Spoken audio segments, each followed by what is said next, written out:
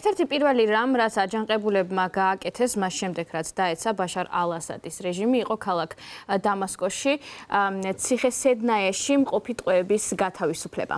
რამდენიმე კვირის განმავლობაში თქვენ შეგხვდებოდათ ინტერნეტში გავრცელებული კადრები, მობილურით გადაღებული, სადაც ჩანს, როგორ ათავისუფლებენ ტყვეებს, თუ რა მდგომარეობაში არიან ისინი. წლების განმავლობაში საერთაშორისო უფლებადამცველი ორგანიზაციები, მათ შორის Amnesty International, აცხადებდა, რომ სედნაეს ციხე არის ნამდვილი ადამიანთა სასაკლაო.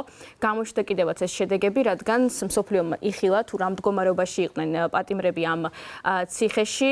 წლების განმავლობაში იმყოფებოდნენ ისინი აქ. ამჟამად ცდილობენ ოჯახის წევრები იპოვონ ახლობლები.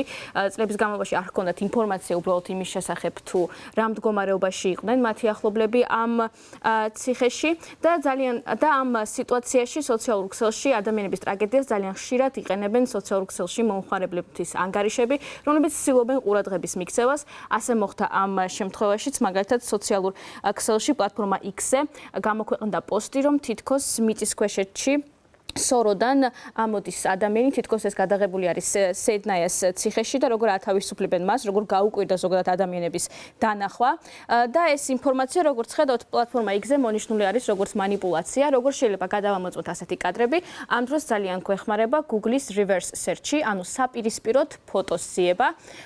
ყველას, ვინც იყენებს Google Chrome-ს, შეუძლია ეს გამოიყენოს, რათა კადრის მიხედვით გადავამოწმოთ, სად გამოქვეყნდა სხვაგან ეს ფოტო და გამოჩნდა, რომ პირველ წყარო ამის არის TikTok-ის ვიდეო, რომელიც გამოქვეყნდა TikTok-ში და როგორც ხედავთ, TikTok-ზე მონიშნული არის AI generated. ანუ არის ხელოვნური ინტელექტით შექმნილი ვიდეო და გარდა იმისა, რომ თვითონ TikTok-ს უწერია ეს, მონიშნული აქვს როგორც AI, ანუ ხელოვნური ინტელექტი, თუ გავხსნით ამ ვიდეოს, დავინახოთ, როგორი არაბუნებრივი არის მთლიანად ეს ვიდეო, როგორ არაბუნებრივად იქცევა მამაკაცი და შესაბამისად ეს არის დეზინფორმაცია, რომელიც ვრცელდებოდა ამასთან დაკავშირებით.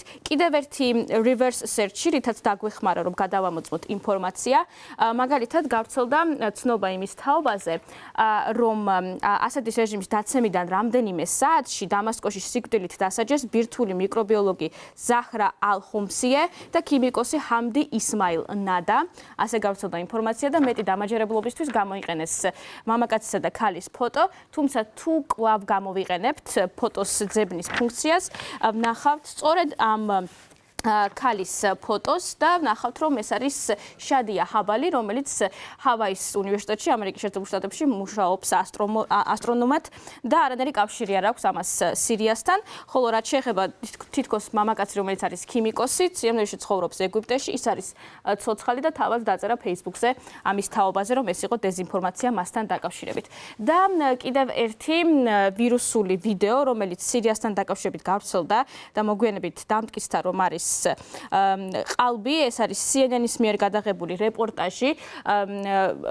რეპორტიორი შედის ციხეში, სადაც ნახულობს მამაკაც, ათავისუფლებს მას, ის იქცევა ისე თითქოს არ უნახია თვეების განმავლობაში სინათლე და გავრცელდა ვიდეო გადაღებულია ისე, რომ მათ გაათავისუფლეს ასადის რეჟიმის მსხვერპლი, თუმცა მოგვიანებით, როგორც ხედავთ, პლატფორმა X-ზე არის უკვე განმარტება გაკეთებული, მოგვიანებით აღმოჩნდა, რომ ეს მამაკაცი არის ბაშარ ასადის რეჟიმის ერთ-ერთი მონაწილე, ის იყო საჰაერო ძალების დაზვერვის ლეიტენანტი, ქალაქ ჰომსში აქტიურობდა ის და როგორც ადგილობრივები აცხადებდნენ, ცნობილი იყო მოქალაქეებისთვის თანხის გამოძალვით და კორუფციით.